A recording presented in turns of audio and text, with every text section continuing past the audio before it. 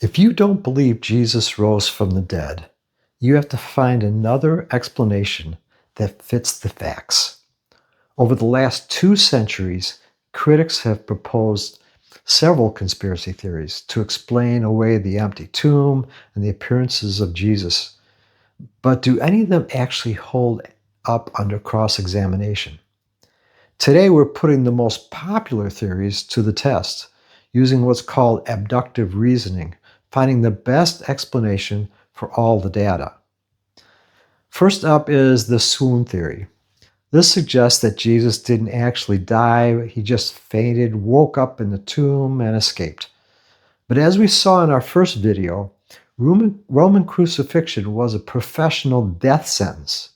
Even if he survived the spear to the heart, how could a man who had been flogged, nailed to a cross, and trapped in a tomb for 3 days move a massive stone and convince the disciples he was Lord of life? If he crawled into that room, bloodied and half dead, the disciples wouldn't have worshipped him. They would have called for a doctor. Next is the idea that the disciples just had hallucinations. But here's the problem. Hallucinations are like dreams. They are individual internal events. 500 people didn't have the same dream at the same time. The historical record shows Jesus appeared to individuals, small groups, and a crowd of 500. Plus, hallucinations don't explain the empty tomb. If the disciples were just seeing things, the Jewish authorities could have just simply walked to the grave, pulled out the body, and ended the movement right then and there. But they couldn't. Then there's the fraud theory.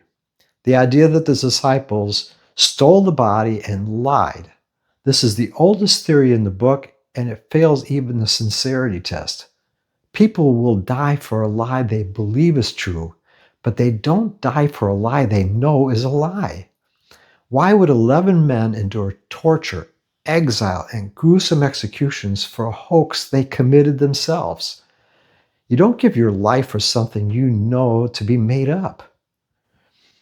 When you look at the evidence, the medical reality of his death, the empty tomb, the transformation of skeptics like Paul and James, the resurrection is the only explanation that accounts for every single fact. As scholar N.T. Wright said, these alternative theories are often born out of desperation rather than serious history. The question isn't whether the evidence is there. The question is, what are you going to do with it?